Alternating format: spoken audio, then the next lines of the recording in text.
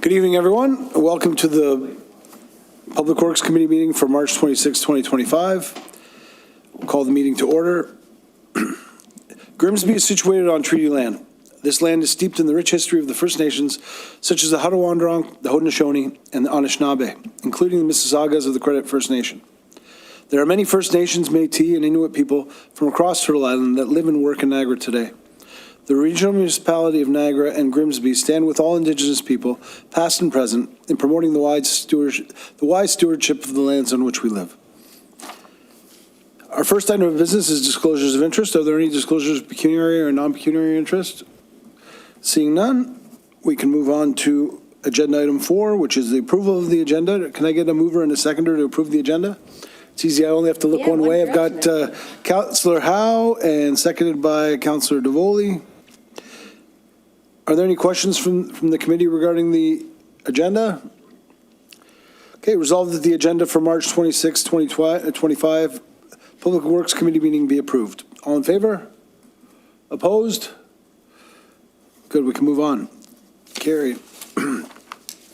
Next, we have receipt of previous minutes. Can I get a mover and seconder to receive the previous minutes? I got Member Murphy and seconded by Member Rady.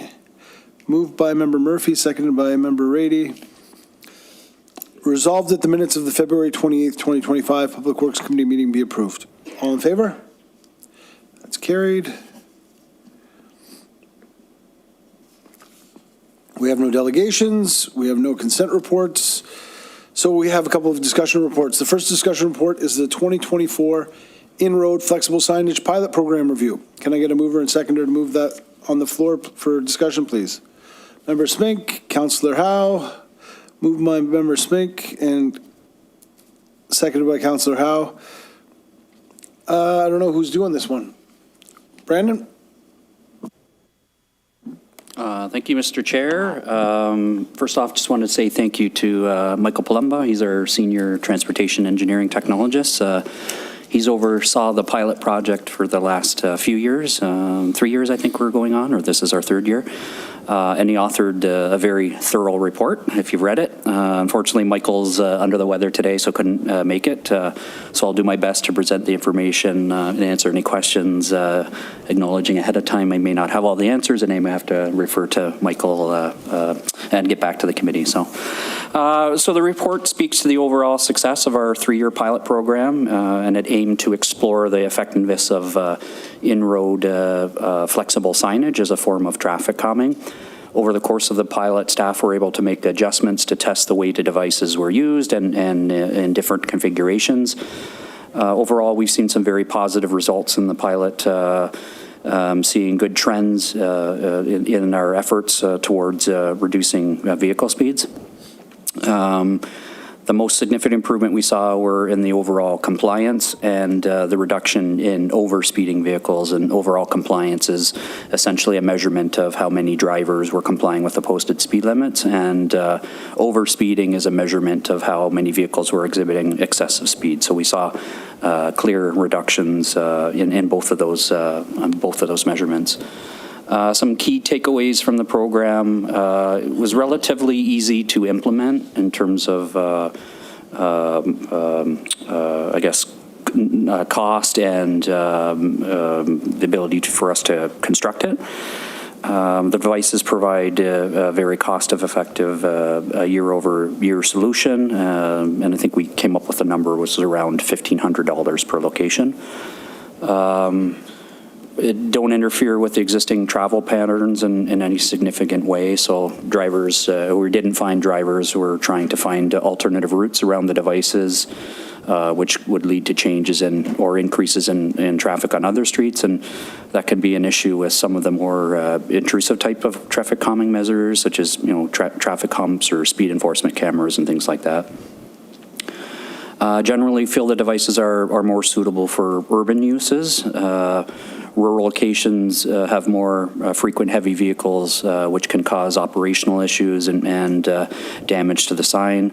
And we did see an uptake in the number of instances, particularly this year, where the signs were vandalized or stolen altogether, they mostly occurred in the rural areas, so it was a little bit harder for us to maintain them in those areas. That said, the rural locations did yield good results, and there were significant drops in the number of overspeeding vehicles. We also found that locations where both the center and edge of road devices, so there's 3 devices total, the center and the 2 edges, we found that those areas produce stronger results on the locations with just the center of the road devices by themselves. But again, locations with the center of the road devices only still saw a reduction in travel speed. So we would say that they're still effective, but just not as effective when all 3 devices are used. Moving forward, staff are looking to incorporate the devices this method of traffic calming into our traffic calming toolbox, and we'll be further developing as part of our transportation master plan study, which is currently underway. Staff are looking to develop more comprehensive policy to better outline the use of the devices, which would include outlining where they are best utilized and establish some best practices for setting them up, just to help with our team as doing the installation. So we do plan to continue the program again in 2025 and in future years. We're officially no longer calling it a pilot. We are looking to reduce the number of locations down from 12, which we did in 2024, likely to around 6 or 8 locations. We're trying to stay within the capacity of our current resources with the size of the program. They are a bit labor intensive to set up and take down, and they do take some time maintaining them throughout the year. So just replacing the damaged or missing ones. So essentially we're trying to keep the number of locations to a manageable level for us. Cost of the ongoing program has been included in our traffic safety program budget, which is a capital program. Likely in the future, we'll see these costs transferred to our normal operating budgets. Again, part of that will come through budget discussions and as well as some of the findings from our transportation master plan. So that's the report in the high level, and I'm happy to take any questions if there are any.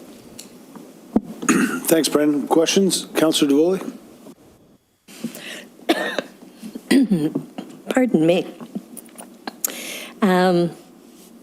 You did raise, and I'm sorry, I don't have the budget here to actually look up what our 2025 budgeted costs are. Could you just refresh my memory on that? Yeah, I think it was around 15 to 20,000. I don't know exactly, but I think it was around in that neighborhood. And we had used some carryover from, not all the devices were, some of the devices we could reuse from the previous year, so we didn't have to spend the full amount of that budget. So, yeah, hope that helps. And my second question, if I could, and it is raised in the report, so I guess I'm really just asking you to expand upon it, but one of the concerns that I did hear from residents were really from residents who are cyclists, and primarily on Lake Street, which I think is a location that you're still contemplating putting it on. And so, you know, the yin and the yang, the benefit of this is that it slows traffic down. The flip side of it is when cars and cyclists get there at the same point in time, the cars always win and the cyclists are never happy, obviously. Is there anything we can do to alleviate that, or to, I don't know what the word is, what can we do to help in that area? Thank you, through you, Mr. Chair. So that's a really good point. That's one of the challenges that we did find, particularly on Lake Street, because it is well used by cyclists, I would say, and is well traveled with vehicles. But there's sections of Lake Street that are dedicated bike lanes. So the bike lanes the road is wide enough to have bike lanes that are themselves a lane. And there's other areas where the bike lanes or the lane and the bike traveled portion are shared. We call them sharrows. So basically the lane isn't wide enough to accommodate a bike and a vehicle separately, so they have to share that lane.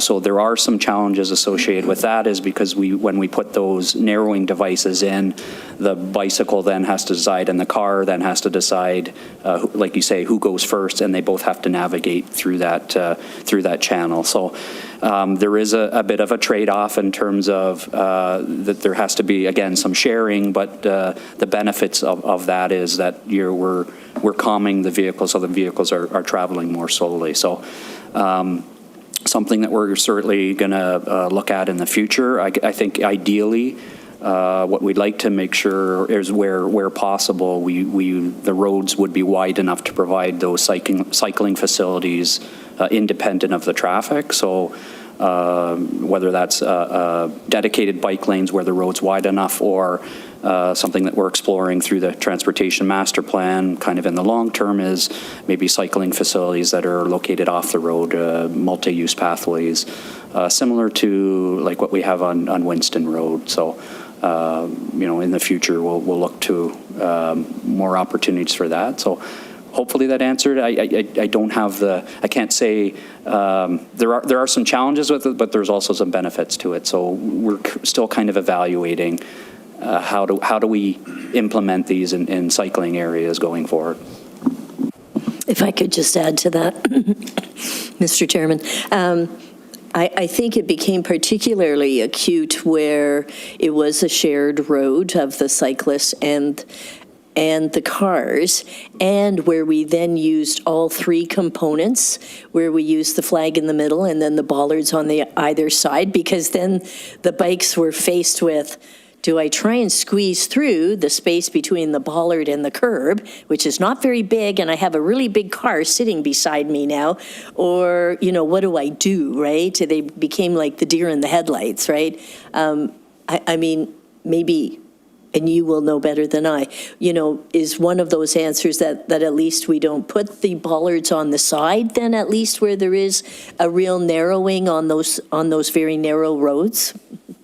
Yeah, through you, Mr. Chair.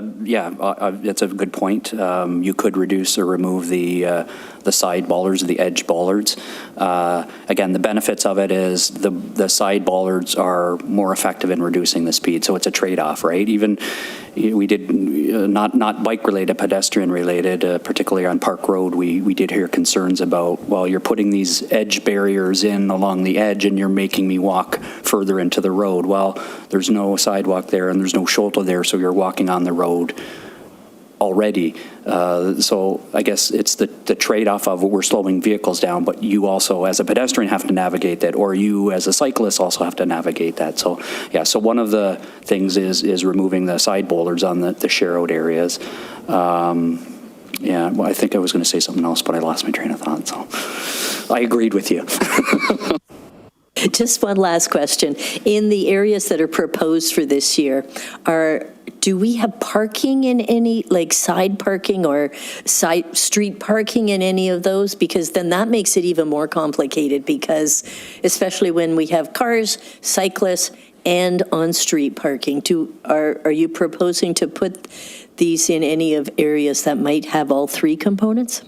Through you, Mr. Chair. So we haven't actually identified the locations that we'll be doing this year. We have some ideas, but that is one of the things that we wanted to look at, is the conflict between on-street parking when you implement these. And typically we were picking locations where there wasn't a conflict, but I think what we're realizing is that we needed to develop a bit of a standard template for, here's the parameters when we install these devices, here are the things that we want to look at, ensuring that maybe parking is restricted in the areas approaching and departing the devices and things like that. So yeah, like I said, we haven't identified the exact locations, but yeah, that's something that we will be looking at, ensuring that there are no conflicts with on-street parking in those situations. Member Spink? Through you, Mr. Chair. First, I wanted to commend the staff, and please pass this along to Michael, that I think that the pilot was very successful. This is a very low-cost method to be this effective. I don't know if you've ever seen any other guidance. This is really low cost. I know it's probably doesn't take into account the time of a staff. And, so I do applaud your efforts, and I definitely support having this as a permanent part of our traffic calming toolbox in the town. A couple of questions you have answered already. One question I did have was, this was a very thorough analysis that I did think that we needed for the pilot, but are you anticipating having to do that every year, or just reporting, or as part of a larger traffic calming summary? Just, any comments you have about that? Through you, Mr. Chair. Good question. I think, I don't think we're going to be coming back to council or committee every year saying, hey, here's what the results were. It will be rolled into a larger, our toolbox in terms of all of our traffic calming measures. I'm not sure that we will be giving the same level of analysis, the pre, the post, and the during monitoring.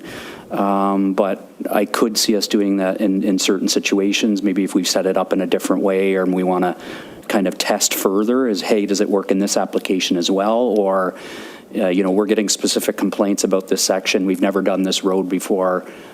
Maybe when we implement this, it'd be good to do these pre-post and during, and post monitoring to show the effectiveness, so then we can report back to the people who have expressed concerns, and we can validate the effectiveness of that program. So I think the answer is yes, but at probably to much smaller scale.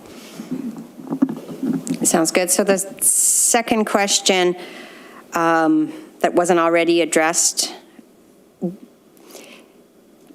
the disadvantage of this is that we only have it in the summer, and we don't have it all year, and we also have an annual cost that keeps repeating.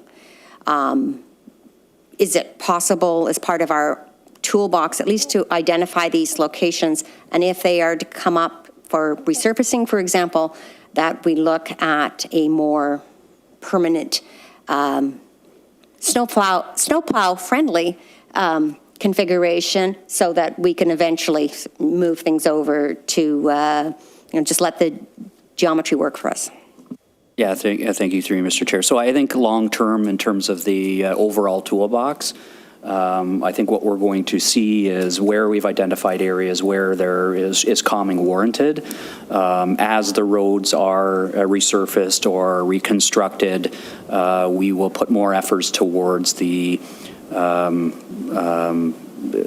more permanent traffic calming measures, like the bump outs and lane reductions and things like that. So yes, it won't be a temporary solution that gets removed in the winter and comes back every summer. It's more of a permanent solution, which provides the same calming effect, but in more of a permanent situation.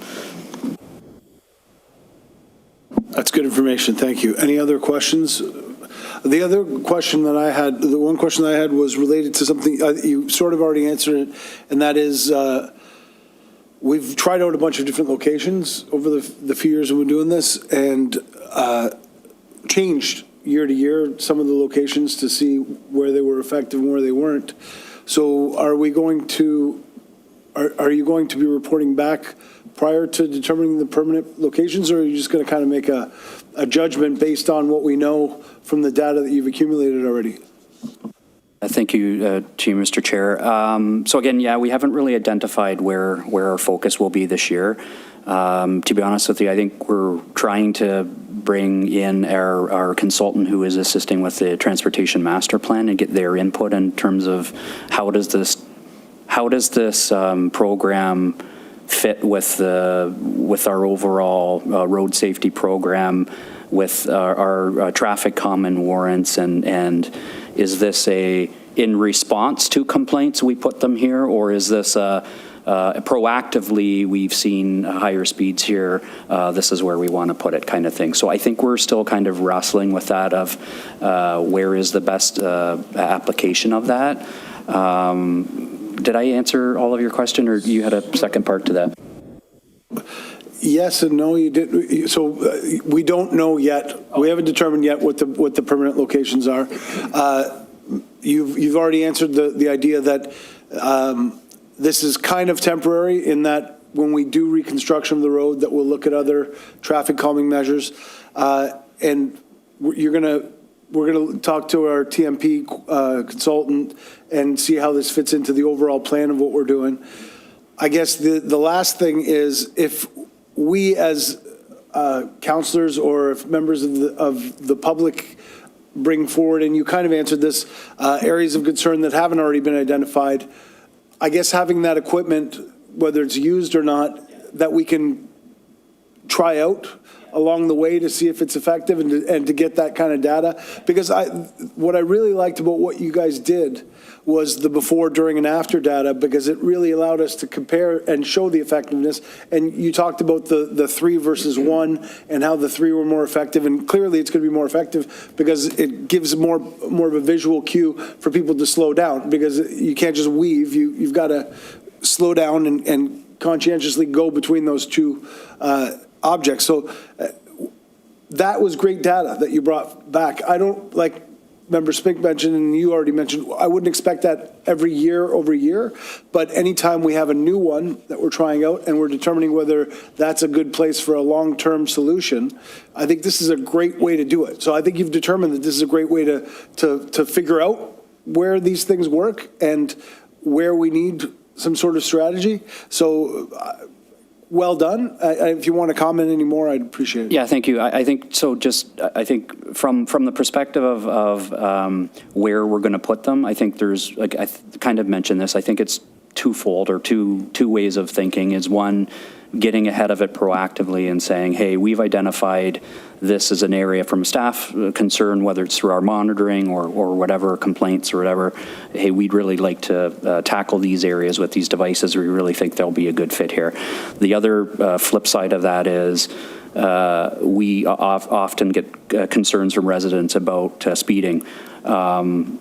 As part of our transportation master plan, our road safety program, we are developing traffic calming warrants, warrant review process that's, as we receive these concerns, here's the flow chart you used to determine what your corrective actions are.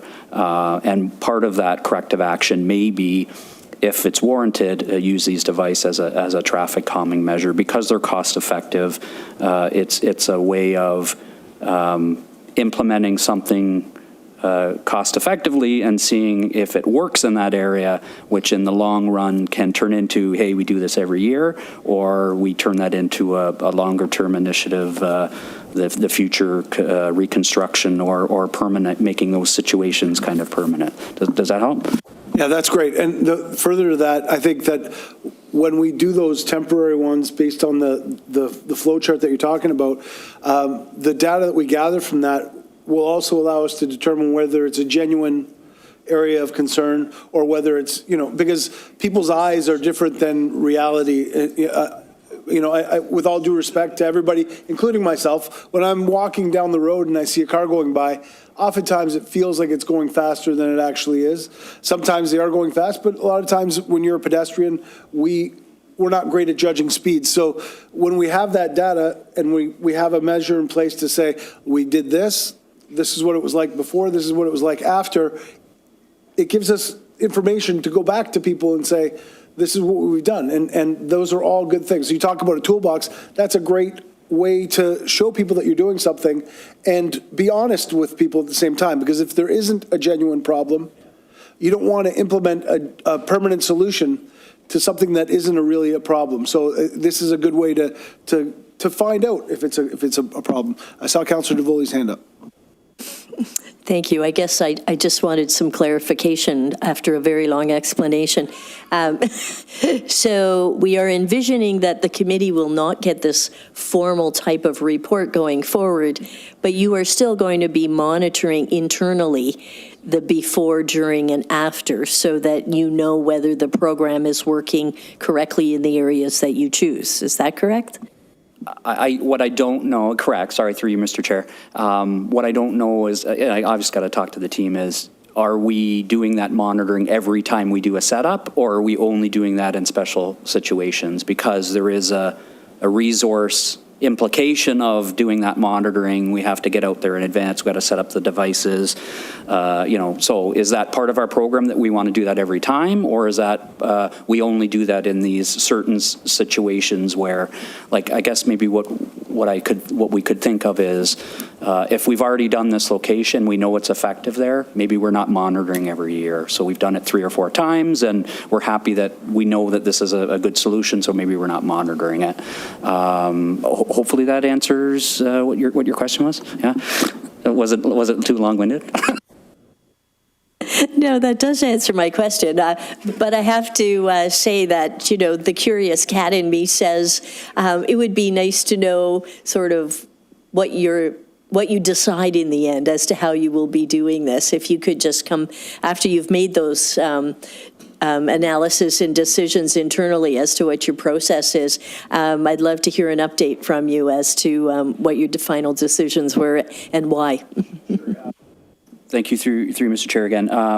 What I envision, and I think just initial conversations with Michael as well, is that we're coming back to Public Works Committee and we're coming back to Council with maybe it's not a focused report specifically on this measure or this project. It's how do we communicate our overall program and all the different things that we're doing, that the traffic counts, the speed monitoring. So not just the traffic calming measures for the pilot project or these bollards, is all the different things. So we're looking at ways of how we can communicate our program as a whole to you, and what things can we measure to show the public that here's the things that we've done to help reduce speeds and things like that. So I see it maybe not focused right on that specific thing, but we're coming back to as a larger comprehensive report on here's all the things that we're doing and here's the successes that we've seen. Kind of like what we've done in our QMS reports. We do annual meetings or annual reports that we bring back to Council, provides the highlights of all the things that we've done and shows some key performance indicators, how they have, how they stack up, or what are the trends in terms of previous years, and where do we see that going forward. I think that's kind of where I would see it going.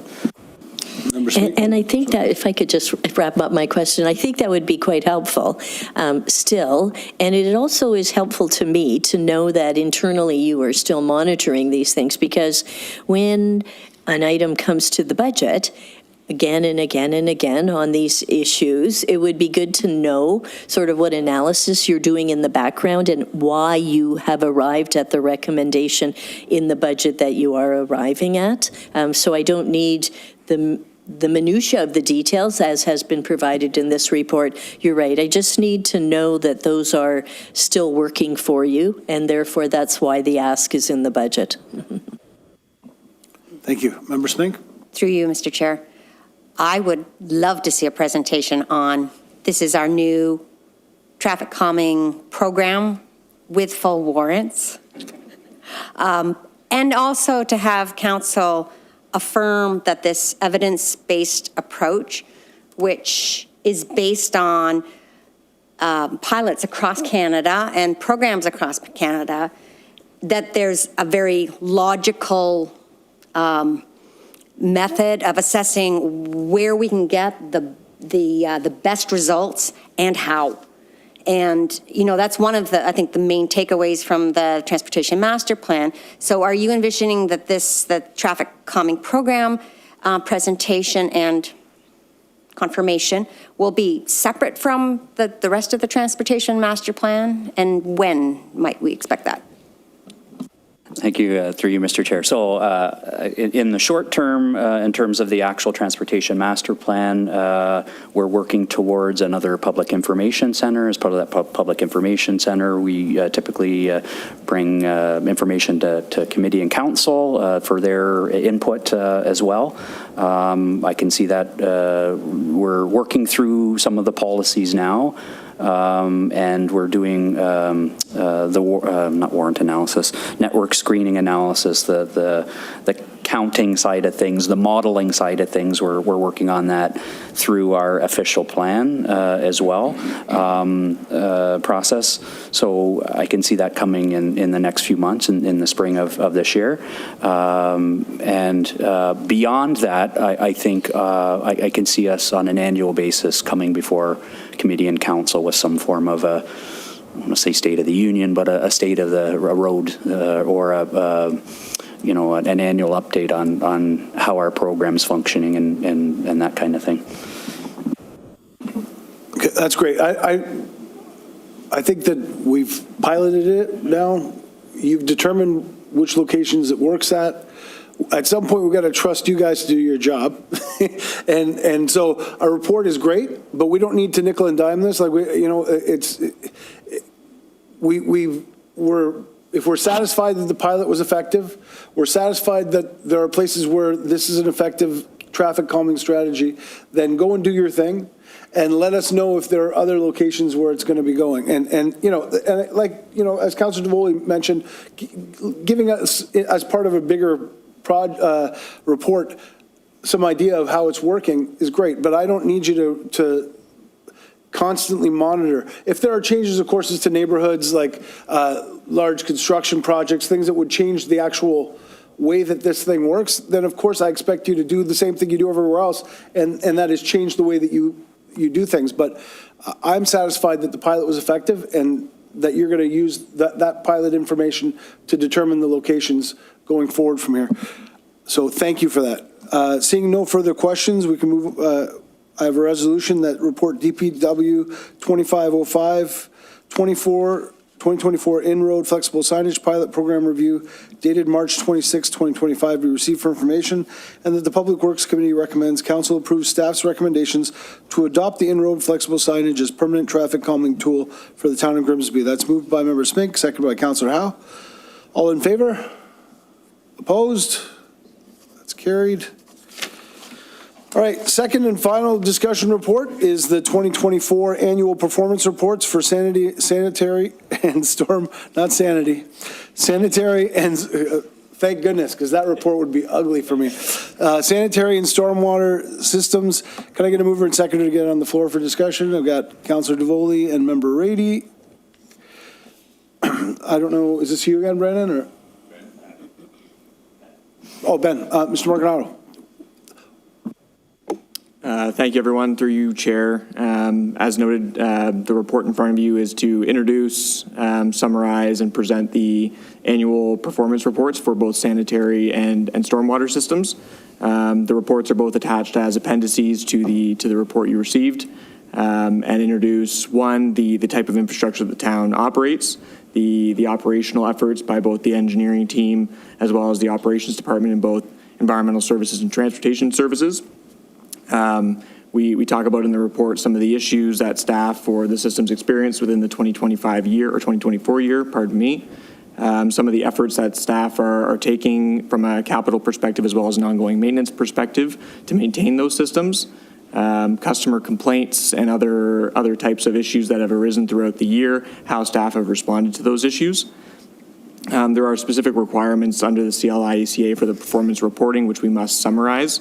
Those include some of the monitoring data, which as per the note in the stormwater monitoring report, makes reference to the guidance that the MECP has yet to receive, or introduce and release. So as soon as some of that information becomes more available to the town, you will see larger scale monitoring programs introduced, which will look at the impacts of weather data, the impacts on inflow and infiltration aligned with some of our asset management strategies and our I&I programs.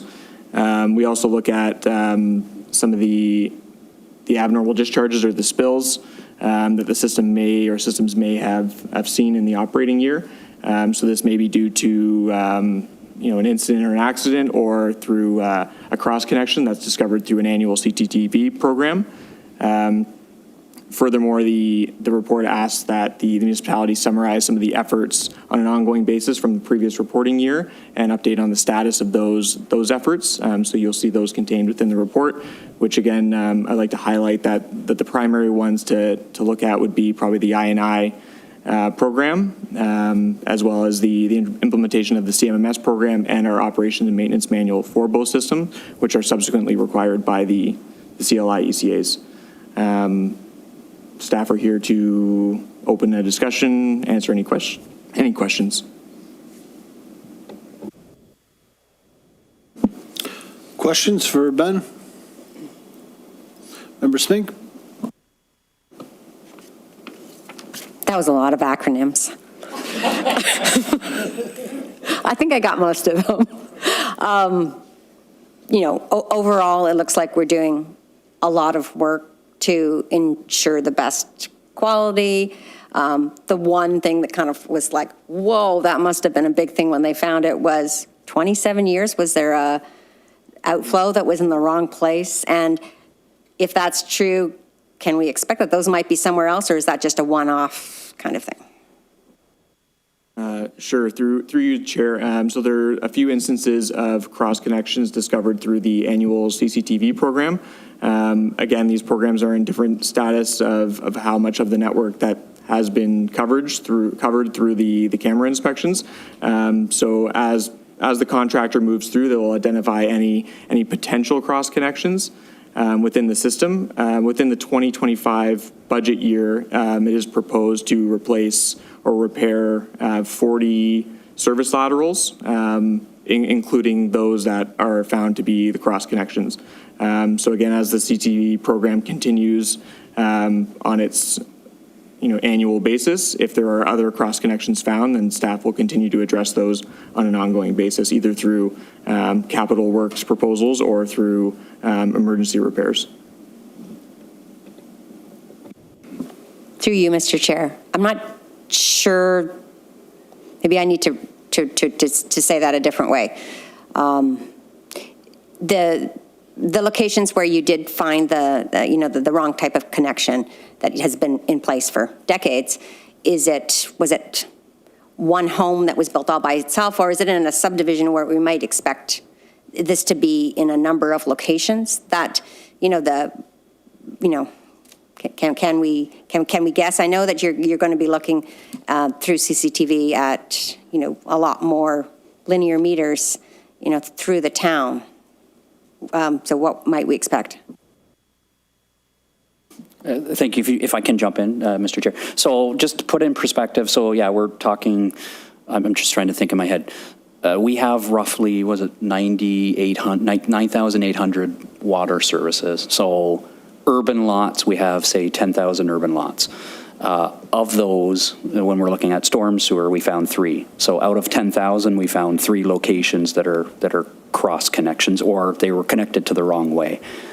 Yes, so far, but I mean, we're what, a third of the way or halfway through our CCTV program. So, I just to keep things in perspective, yes, this was connected, and the intent is, or the expectation it was, sorry, that's not the word, but likely occurred over a long period of time. But just to keep things in perspective, you're talking a very small amount of locations where this has occurred. So the fact that we are doing investigations to identify these, to correct those issues, is I guess a good thing. Obviously, wasn't good that they occurred in the first place, but in the long run, we're trying to correct those. So hopefully that helps. We're not talking entire subdivisions. It's the one-offs here or there in terms of scope and scale. It doesn't happen all the time. It's very low.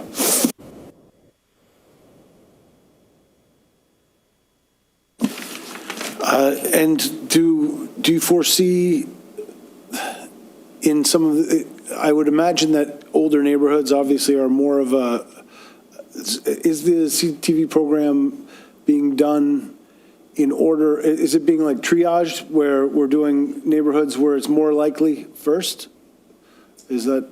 Sorry, through you, Mr. Chair. So we have 2 CCTV programs. We have our sanitary or wastewater, so the flush the toilet, the water, that water stuff, the dirty stuff. In that case, we review them is it every 7 years we try to cycle through?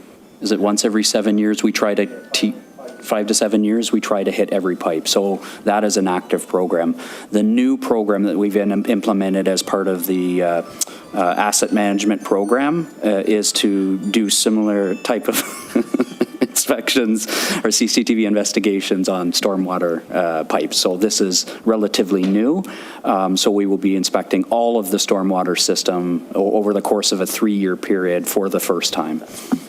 And that's where we found these locations. Thanks for the clarification. Any other questions? Seeing none. Resolved that report DPW 2506, 2024, annual performance reports from sanitary and stormwater systems dated March 26, 2025 be received. That's moved by Councilor Davoli and seconded by Member Rady. All in favor? It's carried. There's no correspondence. Other business, we did have that, I forwarded you the email, or actually, Member Spink sent you the email. We had a discussion at council about the speeds on Livingston and Main Street, and I don't know if you've had a chance to look into that and speak to regional staff and get clarifications about that. So if you could give us a little bit of information on that, that would be great. Sure, thank you, Mr. Chair. So let me pull down my notes. So this comes from a regional report that I think I went to Public Works Committee or a regional council early March. But I can maybe just give you an understanding or high level. As I understand things, the region is currently reviewing all of their ASCs, or automatic speed enforcements, acronyms, to update their signage for better clarity. They've been in contact with the town staff and other local municipalities to update us on their proposed changes. So essentially, all of the ASCs, or the speed camera zones, are going to be, or they're proposing to be posting them as a flat 40-kilometer-per-hour speed limit without any changes outside of the school hours and days. So previously, some of the areas were signed as 40 kilometers per hour when flashing, with the flashing being programmed to occur only when the school was in operation. So during the day, not on the weekend, and not through the summer. Park Road, or Park Public School was an example of this. They're also reducing some of the areas that were previously identified as 50 kilometers per hour to 40 kilometers per hour. So Livingston Avenue in front of Blessed Trinity, and then the new high school, West Niagara High School as well, looking at that. Again, as we understand, the 40-kilometer zones will not be the entire length of the community safety zones. So they've identified larger community safety zones, which are effectively allow police, or through the speed enforcement devices, to double the fines in terms of if you're caught speeding, it allows them to double the fine. So there's more incentive or disincentive, whatever the way you look at it, to not speed there. So we also note that the region is currently planning to redesign Main Street East, and that's working from basically the east end of town, right from the new high school to the Robinson Street area. Those, as the region works through those designs, we'll be talking to them about things like the school zone crossings and pedestrian crossovers, the protected pedestrian crossovers. So those are still in the works, and we'll be discussing that with the region at that time.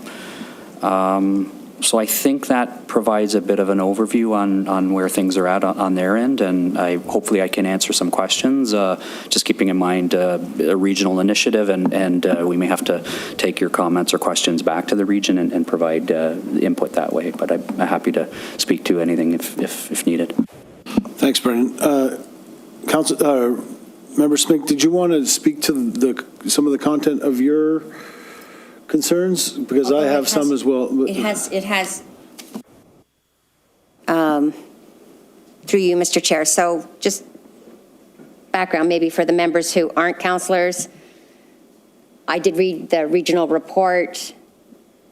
The way it was originally presented, it was that if you go from the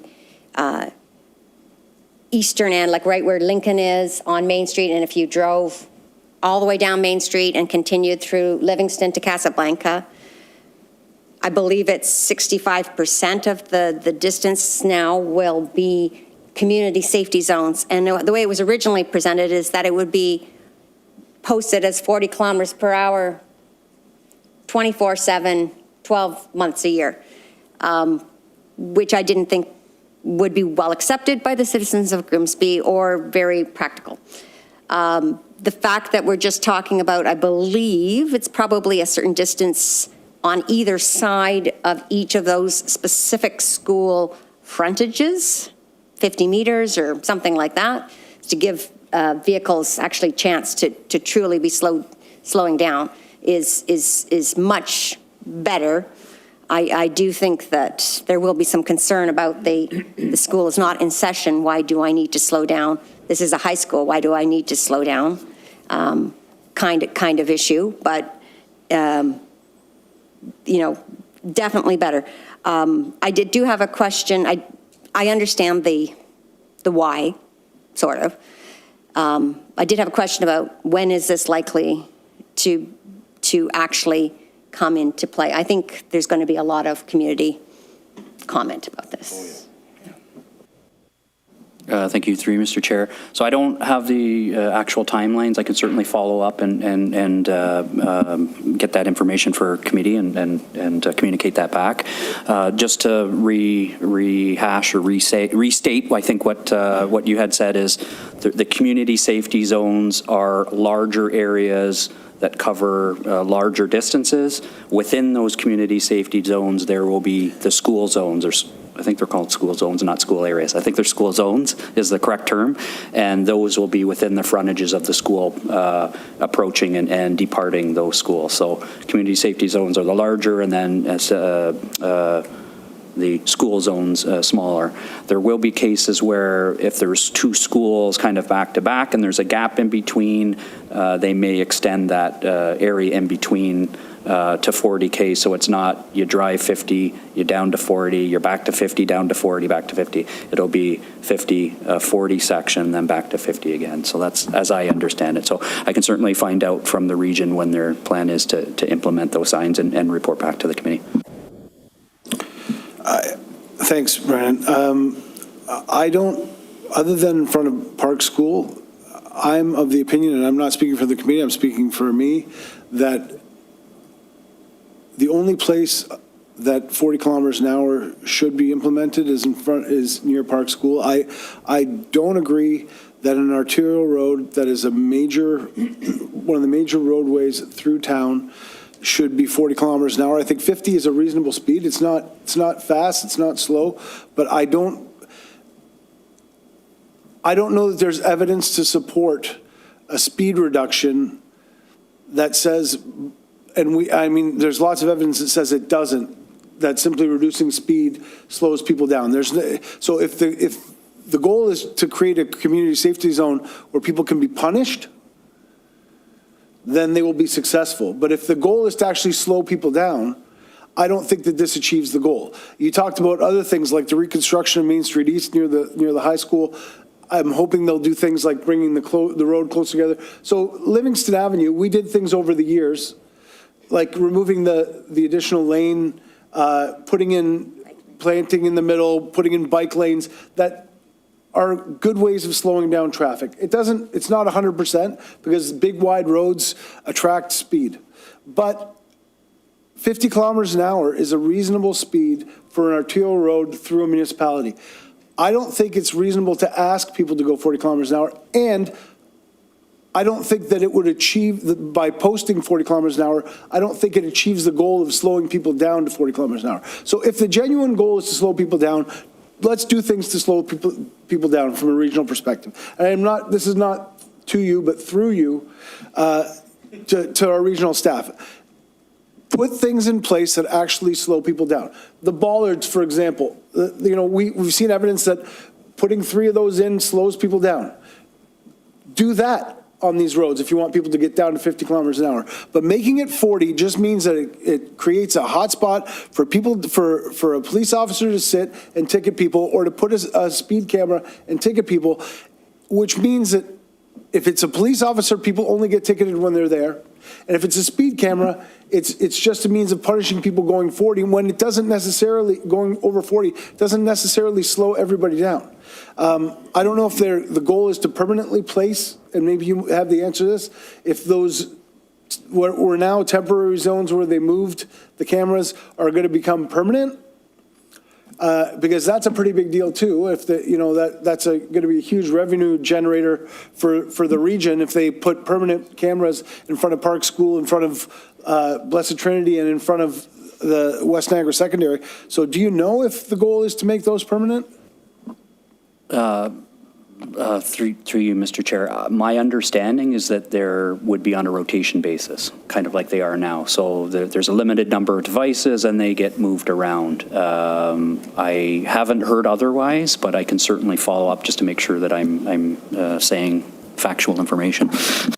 So I don't want to, again, I don't want to speak for the committee, but if there is a seconder to my concerns about making the entirety of Livingston, or the areas in front of Blessed Trinity and in front of West Niagara, 40 kilometers an hour, I would like to have a motion on behalf of this committee.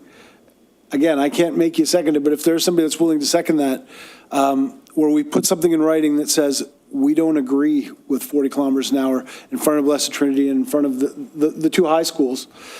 Because obviously in front of the elementary school, we have evidence. We had evidence at Park School that there were people speeding there. And there were real concerns about young children who do not have the ability, in the same way that in a high school that I teach at, there is no expectation that a high school be peanut free, because you know that when kids get to high school, they have the ability to control themselves, hopefully, and understand the dangers. But more so understand the dangers that these things present to them.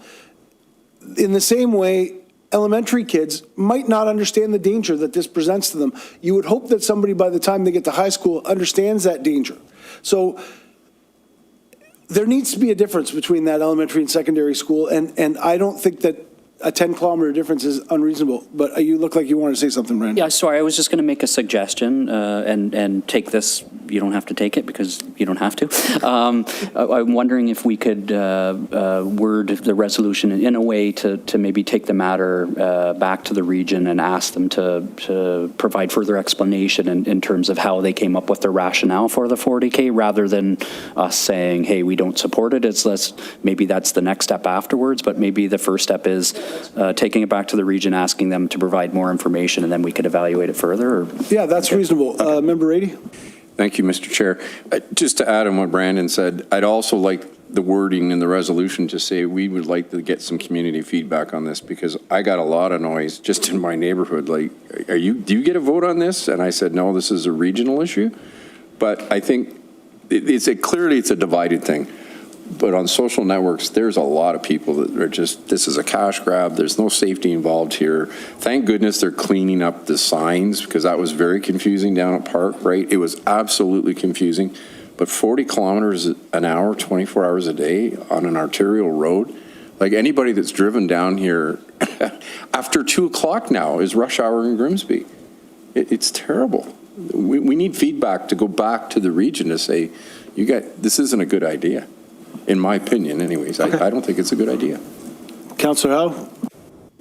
Thank you, through you, Chair. Well, let me see. So far, you haven't mentioned Nell's School, because you got little kids coming out of there. I mean, maybe they're kind of important.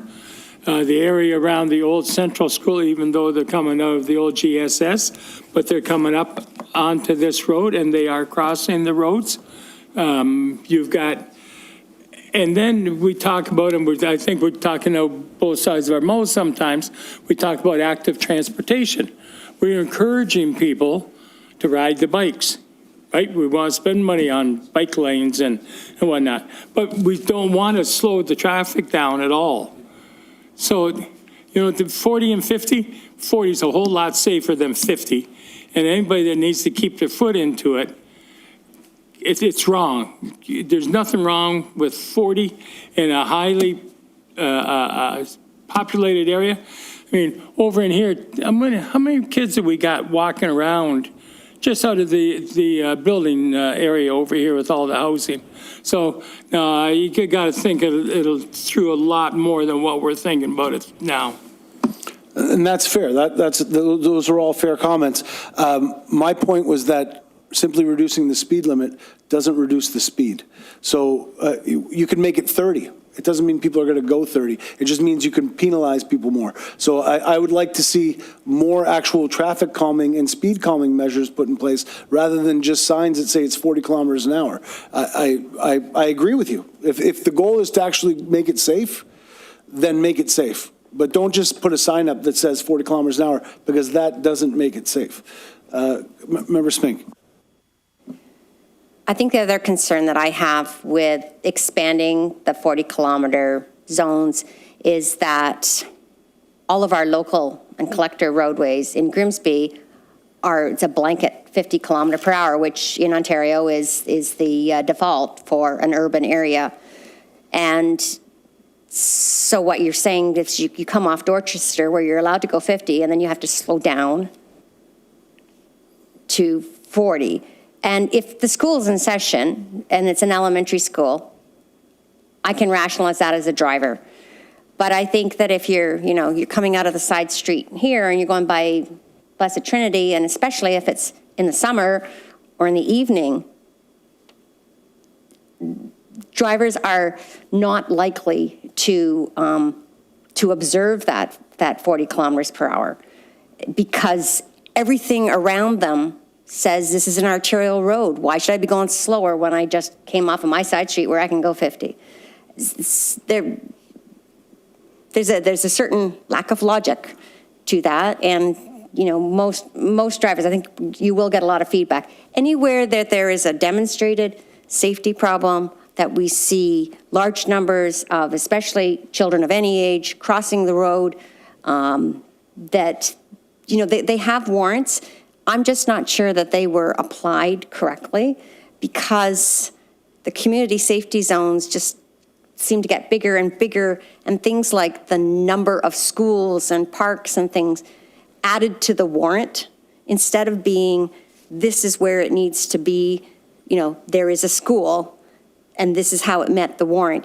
It was, well, let's make it a kilometer long and there happen to be, 2 parks as well as the school. Therefore, it meets their warrants. So I do think that it's reasonable to ask for, before it's implemented, that we receive more details in terms of the rationale for the length of those zones and their application, especially when we have locals and collectors at 50.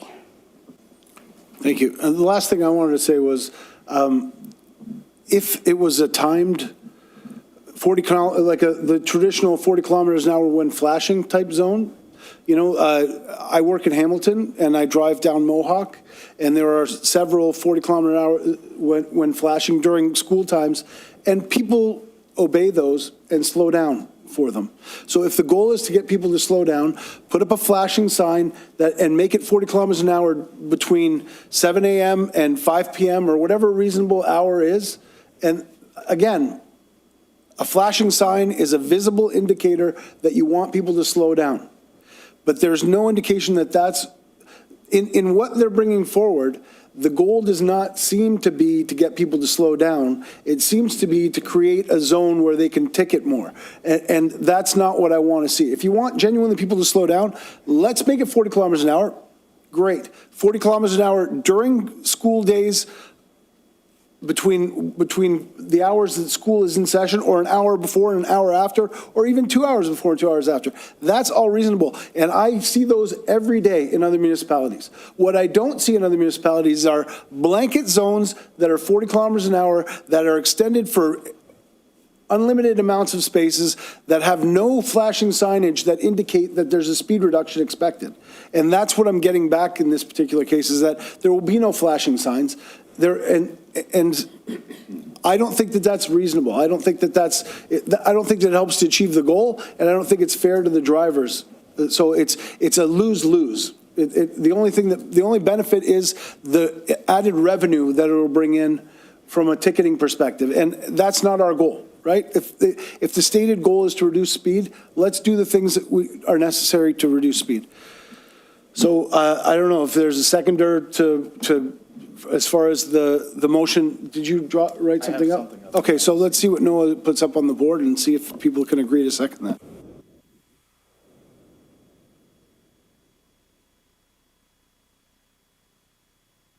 I'm not saying that everybody else that takes this job could put it up on the board for us, Noah, but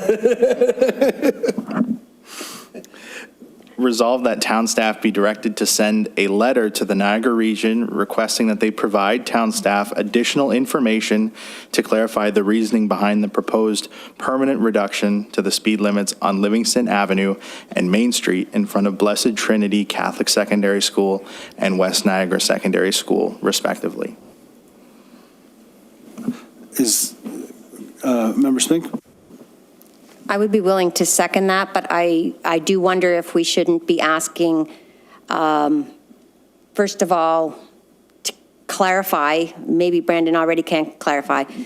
We're not talking about anything in front of Nellis School. We're not talking about anything where the crossover is to where the new Central French Immersion School is.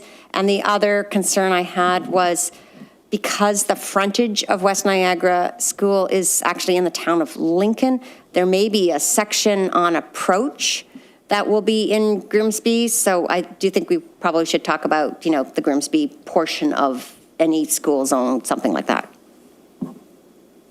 Sorry, Mr. Chair.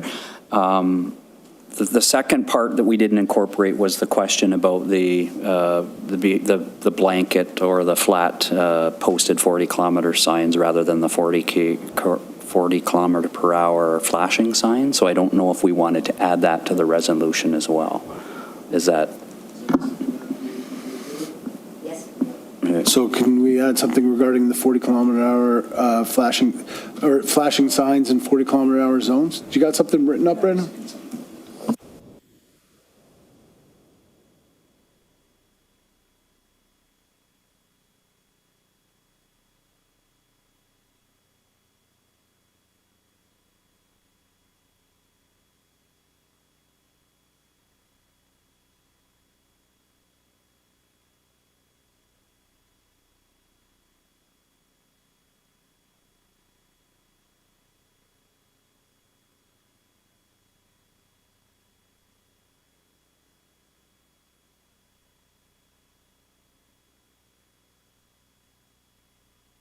Go ahead, Ms. Murphy.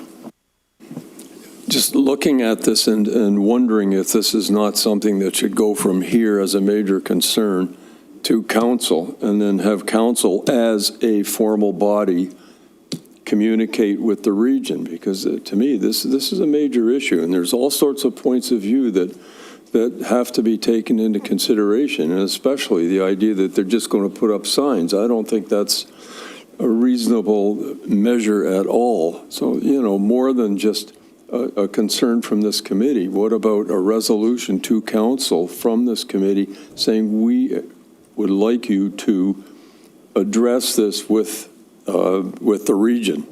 Yeah, so I think that would come next. We're going to get information back from the region.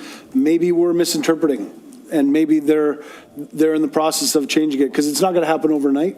But yes, I agree that if we don't get to a point where we feel comfortable with what we're hearing back, that the next step is to bring it forward to council. It's a regional decision. They're regional roads. All we can do is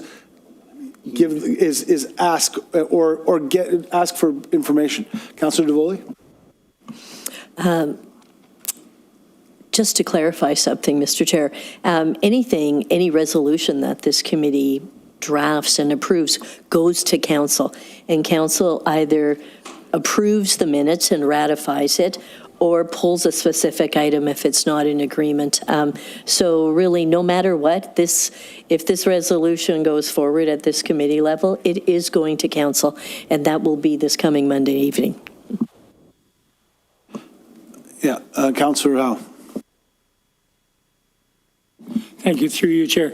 One very, to me, real important word, and it hasn't been mentioned across all our yammering and whatnot, pedestrians. We haven't used the term pedestrians. Now, what's more important? Some guy in his car wanted to save 13 seconds to get from here to there and be able to go 50? Or bring them down to 40, where it's a little bit more manageable, and think about it, encourage people to get their sorry tails, and maybe I'm talking about myself, out there and walking. And then we become a pedestrian, and you talk to a lot of people that walk a lot, they feel like they're targets. So you gotta work that in. It's all one big package, not one little one. Yeah, so, I mean, I'd be willing to add something along the lines of asking for genuine measures to slow down vehicular traffic to protect pedestrians, because that's the ultimate goal. Like, that's what we're supposed to be doing, right? So I agree with you. We're making it about vehicles because that's what the speed's about, but the whole goal is to protect pedestrians. My whole point is that I don't think that reducing the speeds by just putting a number up there actually protects pedestrians. I can tell you that I drive up and down Roberts Road like 4 times a day, where we reduce the speed to 40. That doesn't mean people are slowing down to 40, and I'm sure staff can give us the data about what the actual speeds are on that road, but that doesn't mean people are slowing down to 40. That just means it's posted as 40. So if there's a police officer there, which there wouldn't be because it's not a dangerous area, they would catch somebody going 55 and give them a ticket for 50 and over instead of 5 over. So the road has not slowed down. The speed has not slowed down. What does slow down traffic is parking on the road, cars on the road slow down traffic. Those kinds of things we know genuinely slow down traffic because it forces people the same way the ballers do to actually slow down and make a conscious effort to go around them. So what we should be doing is what we tend to not do as a council, and that is promoting on-street parking as much as possible. Because if you want to slow down traffic, that's how you slow it down. Get people to put their cars on the road. It's a $0 cost to the town of slowing down traffic. Councillor Howe. The flip side of that is, you do that and you got kids coming from the cars. And then I grew up on the little streets back in Windsor, and it was, they get beat. I can support a whole bunch of things, but it comes around to all of a sudden, because they don't go the speed limit, it's a cash grab. Well, if you want to make everything 50, then damn it, at 52, then they start to pay. It's not a cash grab. There's the number that you got to go. Dead stop. Noah, do you have the update? We have an update. Okay. We'll see.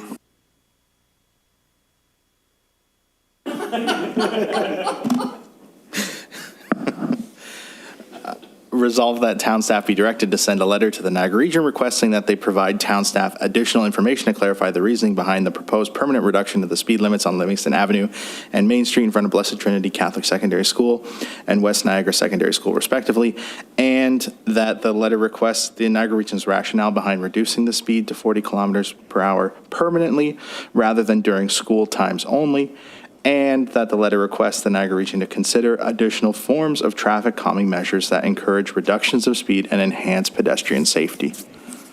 That sounds perfect. Something's different. So It was perfect. that's pretty good. Yeah. Feel good? Yeah, Livingston doesn't have any at the end. But other than that, it's perfect. So any other questions or comments on that? All in favor? That's carried. Perfect. Thank you. We have no other business, I don't think. Oh, Councillor DeVoli and Member Rady. Thank you. I think Member Rady had his hand up first, but Ladies before. thank you. I think it was 2 meetings ago where I asked about I asked some general questions, but I'll be more specific this time, to ask staff if they could come back with a report to our committee on what the next steps are in utilizing our asset management study.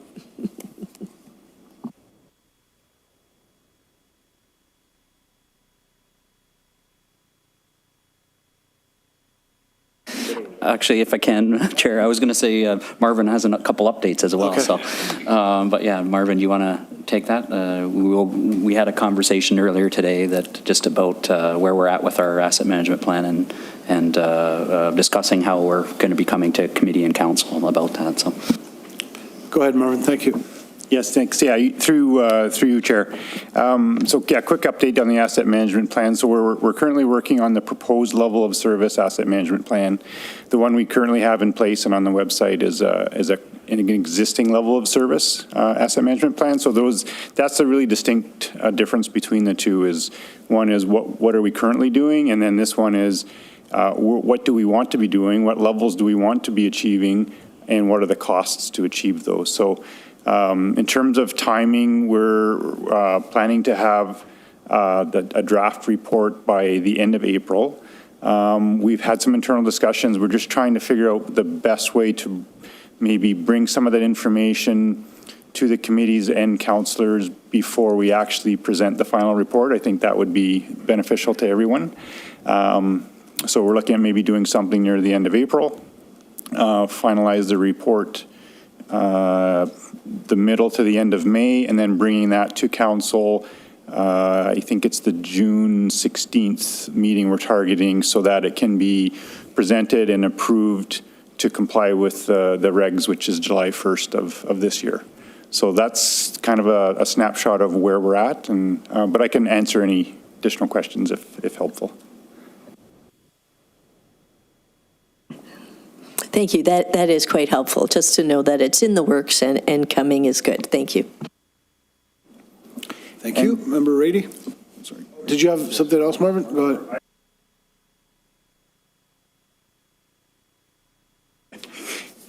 All right. Just through you, Mr. Chair, just wanted to provide the committee with a couple quick updates on a couple projects that are either going to be going to construction shortly or at least to tender. So just if you're out driving around and you see, construction equipment and you wonder what's going on, I thought I would just provide a quick update. So the first one is our sidewalk repair contract. So that one is really the reason that has come about is the operations team on an annual basis. They'll review all the sidewalks, identify defects in accordance with the minimum maintenance standards. So essentially what we've done is we've packaged up all those defects that I'll say are larger trips. We've identified them, painted them so that we are comply with the regulations. And essentially we're going to be replacing 1, 2, 3 panels, repouring them, and then making them safe again. There's approximately 50 locations all over the town, so there's no kind of rhyme or reason geographically. It's just based on the inventory and the assessment that we've done. So that was just to share that information. That's expected to go to construction within the next couple of weeks. So the locates have been ordered by the contractor, so you'll probably see construction equipment out within the next couple of weeks doing that type of work. And the second one is our Nels Dorchester sidewalk construction project. So that the status of that is we're hoping to go to tender by the end of this week, early next week, and then it'll be on the bids and tenders platform for about 3 weeks, and then it'll have to be assessed and contract awarded. But the real goal is to get it constructed and restored before school in September. So that's our target right now. So that by the end of that project, there'll be new sidewalk along the east side of Nels between Main Street and Dorchester, and along the north side of Dorchester between Nels and Hedgelawn. As part of that project, we're also going to be resurfacing Nels and Dorchester, and also adding a pedestrian crossover at Kennedy on Nels, so that pedestrians, children going to school can safely cross over from one side to the other. Yeah, so, and I'm happy to answer any questions on that. That's great. Thanks for the update. Councillor Howe. And is it possible that pedestrian is going to be a bit of a hump? Yeah, through you, Mr. Chair, it's going to be a hump, so it's going to act as actually safe crossing for children, and also it's for slowing vehicles down.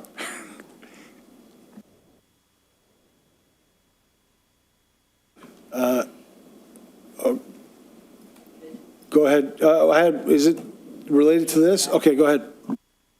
Yes, thank you. Just related to that, are the streets that are contemplated in this project, do they currently allow parking that the construction workers and so on and visitors are using? Are we about to kickstart our parking issue again? Yeah, through you, Mr. Chair, I think it's reasonable to expect that the construction equipment will be able to park along the roads in order to fulfill their construction obligations. So I don't think we'll be, if that was your question, are we going to be looking to ticket contractor vehicles? I don't think that would be something we'd be looking to do, no. I think Councillor DeVoley was talking about the issues we've had with hospital on-street parking in that general area, yeah. And if this is going to cause more of that.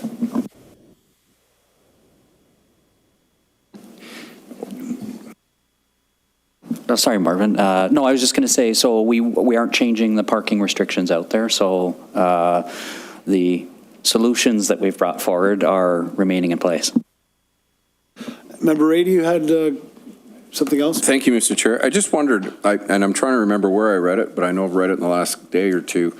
There was from the ASE, Automated Speed Enforcement Cameras, something to the tune of $117,000 coming to the town of Grimsby. That buys a lot of bollards, doesn't it? What are we going to do with that money? Is there a plan? Because when this was presented by council or by regional council, they said that this money would be going into roads and safety. So I'm kind of curious what we're going to do with it. Yeah, through you, Mr. Chair. So with our agreement, through our agreement with the region for the automatic speed enforcement devices is basically says that those monies, any revenue that we collect left over has to be spent in advancements to our own traffic safety program. So that money goes into a reserve, and basically we have to use that money towards various traffic safety initiatives. So in actuality, you know, the revenue that we're receiving or that the drivers are being penalized is going back towards traffic calming initiatives. So that's great. We can do more. So if anybody has any brainstorming, okay, so that's great. Lots of good discussions tonight. Thank you. Seeing no new business, no other business, our next meeting is scheduled for Wednesday, April 30th at 6:30 p.m. The meeting is adjourned. Thanks, everybody. Thanks, staff.